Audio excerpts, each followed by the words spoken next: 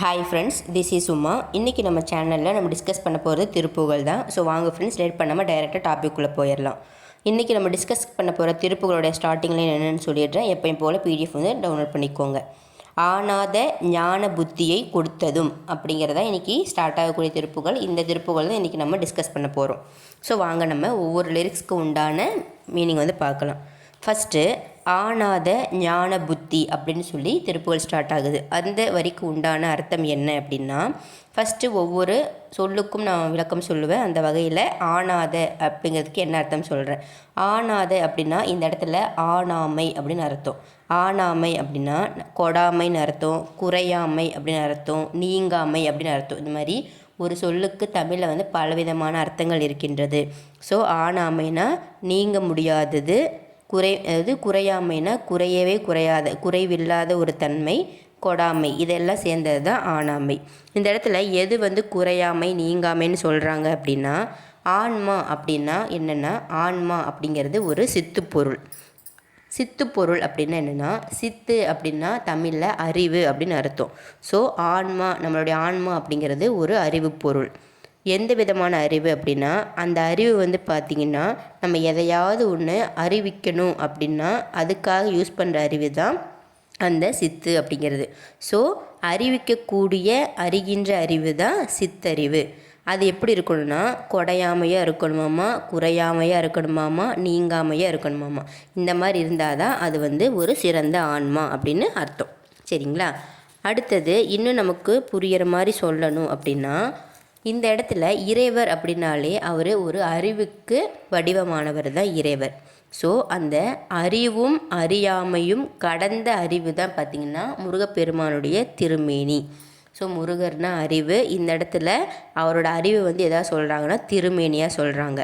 அப்படிப்பட்ட பரம்பொருள் ஆகிய முருகப்பெருமானை வந்து பார்த்திங்கன்னா அருணகிரிநாதருக்கு அவருடைய நிறைந்த அறிவை வந்து அருணகிரிநாதருக்கு வந்து அவர் அருள் புரிந்திருக்காரு.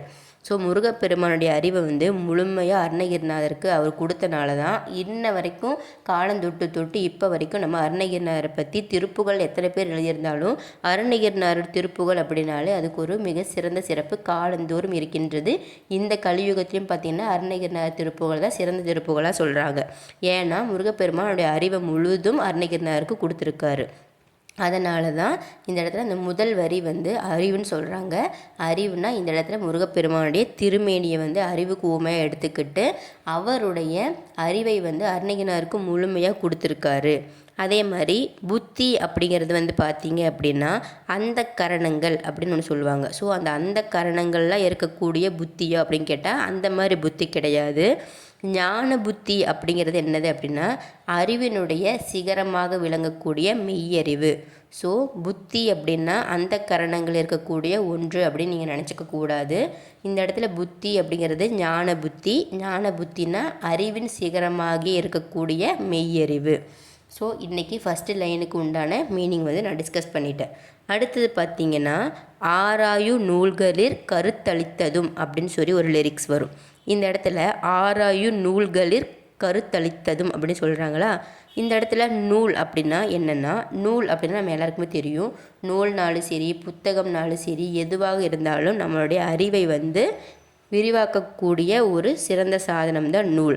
ஸோ அப்படிப்பட்ட அறிவை தருகின்ற நூல்கள் தான் நூல் அப்படின்னு சொல்லி இந்த இடத்துல அருணகிரிநாதர் மென்ஷன் பண்ணுறாரு. அதில் ஒரு எக்ஸாம்பிள் எப்படின்னு பாருங்கள். இப்போ ஒருத்தர் வந்து மரவேலையை வந்து ஒருத்தர் செய்கிறாரு. அப்படி மரவேலை செய்கிறவர் வந்து பார்த்திங்கன்னா அவர்கிட்ட எத்தனை கருவிகள் இருந்தாலும் அவர் வந்து முதல் வந்து பார்த்திங்கன்னா மரத்தில் வந்து நூல் வந்து தட்டி தான் தொழிலை வந்து தொடங்குவார். ஸோ மரவேலை புரிபவர் எவராக இருந்தாலும் அவர்கிட்ட எத்தனை விதமான சிறந்த கருவிகள் இருந்தாலும் முதல்ல என்ன பண்ணுவாங்க, மரத்தில் வந்து நூல் தட்டி தான் வந்து தொழிலை தொடங்குவாங்க. ஏன்னா மரத்தினோட கோணலை வந்து பார்த்திங்கன்னா நூலால் வந்து ஃபஸ்ட்டு அகற்றுவாங்க.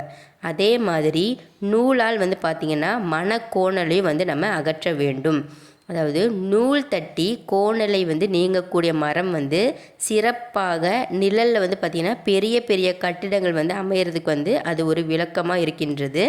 ஸோ அப்படிப்பட்ட நூல் தட்டி கோணல் நீங்கிய மரம் வந்து பார்த்திங்கன்னா விறகு தொட்டியில் வந்து வெயில் காய்ந்தும் மழையில் நனைந்தும் வந்து எரிக்கப்படுகின்றது. அதே மாதிரி தான் அறிவு நூல்களை வந்து யார் ஒருவர் வந்து மிகச்சிறப்பாக கற்றிருக்கின்றானோ அவர் வந்து மற்றவர்களால் மதிக்கப்படுகிறான். அதுவே அறிவு இல்லாதவன், அதாவது கல்லாதவன் வந்து என்ன பண்ணுறாங்க அப்படின்னா, அவர்கிட்ட எத்தனை சுகம், அதாவது சொத்து சுகம் இருந்தாலும் அவர் எல்லாம் இருந்தும் எல்லாராலையும் வந்து புகழப்பட மாட்டார், இகழ மட்டுமே படுவார். அதனால தான் ஒவ்வொரு பேரண்ட்ஸும் தன்னுடைய குழந்தைகளை வந்து எப்படியாவது கஷ்டப்பட்டு அவங்களுக்கு அறிவு நூல், அதாவது நாலேஜை வந்து கொடுத்துடணும், படிப்பறிவை கொடுத்துடணும் அப்படிங்கிறத ரொம்ப தீவிரமாக இருப்பாங்க. ஸோ சொத்து சேர்க்கறது முக்கியம் இல்லை, குழந்தைங்களுக்கு சரி யாராக இருந்தாலும் கல்வி அறிவுங்கிறது ரொம்ப முக்கியம். அதைத்தான் இந்த இடத்துல ஆராயு நூல்களில் கருத்தளித்ததும் அப்படின்னு சொல்லிட்டு மென்ஷன் பண்ணுறாங்க. அதே மாதிரி ஆன்றோர்கள் வந்து ஆராயக்கூடிய அறிவு நூல்களோட உண்மையான கருத்துக்கள் இருக்கும் பார்த்திங்களா, அந்த கருத்துக்களை தான் முருகப்பெருமான் வந்து அருணகிரினாருக்கு வந்து உணர்த்தியிருக்காரு. எதன் மூலியமானா நூல்களின் மூலியமாக. ஸோ இப்போ உங்களுக்கு தெரிஞ்சிருக்கும் ஆராயு நூல்களில் கருத்தளித்ததும், அந்த நூல்களில் கருத்தளித்தது முருகப்பெருமான் வந்து அருணகிரினாருக்கு கருத்தளிச்சிருக்காரு. அருணகிரினர் வந்து நூல்களை சிறந்து விலகியதுனால அவர் எல்லோராலும் மதிக்கப்படுகின்றனர். அதே மாதிரி நம்ம எல்லாரும் நூல்களை படித்து நம்மளும் எல்லோராலும் மதிக்கப்படலாம். இதுவே நூல்களை படிக்காமல் படிப்பறிவு இல்லாமல் இருப்பவர்கள் என்னதான் இருந்தாலும் யாராலையும் நீங்கள் புகழப்பட மாட்டீர்கள், போற்றப்பட மாட்டீர்கள். சரிங்களா? ஸோ எல்லாருமே நல்லா படிங்க, குழந்தைங்களும் நல்லா படிக்க வைங்க. அது வந்து இந்த ஒரு லிரிக்ஸ் மூலிமா உங்களுக்கு தெரிய வருது. அடுத்தது ஆதேச வாழ்வில் பிரமித்து அப்படின்னு ஒரு லிரிக்ஸ் வரும். லிரிக்ஸ்னால் இந்த இடத்துல வந்து வரிகள் நான் சொல்கிறேன். ஆதேச வாழ்வில் பிரமித்தின் வரக்கூடிய வரிக்கு உண்டான அர்த்தம் என்ன அப்படின்னா, ஃபஸ்ட்டு ஆதேசம் அப்படின்னா என்னென்னு பார்த்துக்கோங்க. ஆதேசம் அப்படின்னா திரிபு அப்படின்னு தமிழுக்கு உண்டான அர்த்தம். இதை வந்து சிதம்பரம் திருப்புகள் வந்து பார்த்திங்கன்னா என்ன மென்ஷன் பண்ணியிருப்பாருன்னா, ஆதேச வாழ்வினை அப்படின்னு சொல்லி சிதம்பரம் திருப்புகளை வந்து சொல்லியிருப்பாங்க. இப்போ அதுக்கு உண்டான மீனிங் என்னன்னு பார்க்கலாம். இப்போ ஐம்பெரும் பூதங்களோட பரிணாமத்தால் ஆனதாக பார்த்திங்கன்னா இந்த பிரபஞ்சம், அதாவது இந்த உலகம்.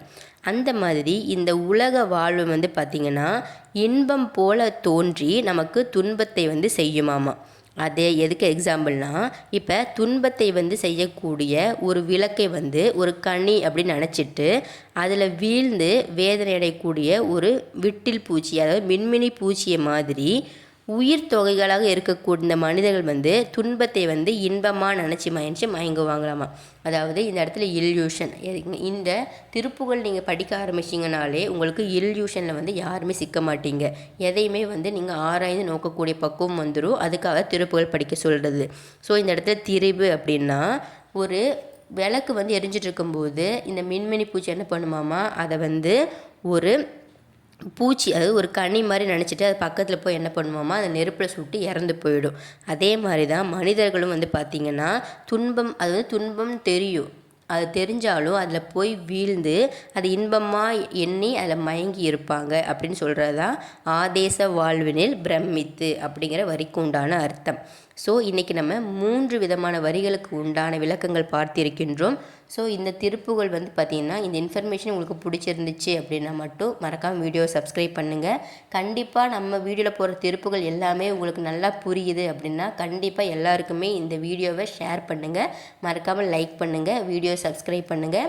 என்னோடய வியூவர்ஸ் அண்ட் சப்ஸ்கிரைபர்ஸ் வந்து நீங்கள் மட்டும் திருப்புகளுக்கு தெரிஞ்சுக்கிட்டால் பத்தாது, உங்களுக்கு தெரிஞ்சவங்க உங்கள் ஃப்ரெண்ட்ஸ் ரிலேட்டிவ்ஸ் எல்லாத்துக்கும் வீடியோ அனுப்பி திருப்புகளை படிக்க சொல்லுங்கள். திருப்புகளை படிக்க படிக்க கண்டிப்பாக எல்லாருக்குமே வந்து பக்குவம் வரும். சின்ன குழந்தைகளாக இருந்தாலும் சின்ன வயசுலேருந்தே நீங்கள் திருப்புகளை உங்களுக்கு சொல்லி கொடுத்தீங்கன்னா கண்டிப்பாக எல்லாருமே எல்லா குழந்தைகளும் ஒரு பக்குவ நிலையை அடைவாங்க. இப்போ இருக்க ஜென்ரேஷனில் பக்குவம் அப்படிங்கிறது யாருக்குமே அவ்வளோ சீக்கிரம் வரமாட்டேங்குது. எல்லாருக்குமே வந்து பார்த்திங்கன்னா ஒரு அனுபவம் வந்தால் தான் பக்குவம் வரும்.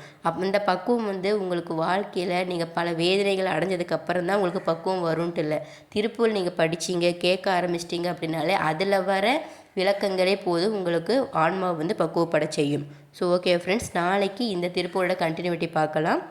மறக்காமல் நம்ம பிளேலிஸ்ட்டில் இருக்க வீடியோஸ் அண்ட் ஷார்ட்ஸ் எல்லாமே பார்த்து முருகப்பெருமாள் இன்ஃபர்மேஷனை கேதர் பண்ணி எல்லாருமே திருப்புகழ் படிங்க. கட்டாயம் திருப்புகழ் படிங்க. என்னோடய வியூவர்ஸ் அண்ட் சப்ஸ்கிரைபர்ஸ் எல்லாருமே கண்டிப்பாக திருப்புகழ் படிக்கணும். உங்களுக்கு திருப்புகழ் புக்கு கிடைக்கலையோ நான் கிடைக்கலையோ கண்டிப்பாக எல்லா திருப்புகளுமே உங்களுக்கு விளக்கம் நான் கொடுத்துருவேன். அதனால் நான் சொல்கிற ஸ்டார்டிங்கில் நீங்கள் பிடிஎஃபாக டவுன்லோட் பண்ணிக்கோங்க. பண்ணிவிட்டு இந்த ஆடியோவை ஒவ்வொரு லிரிக்ஸ்க்கும் நீங்கள் ஸ்டாப் பண்ணி லேர்ன் பண்ணினாலே உங்களுக்கும் திருப்புகழ் தானாக நீங்கள் படிக்க ஆரம்பிச்சிருவீங்க. Okay friends, bye. Thank you all my subscribers and viewers.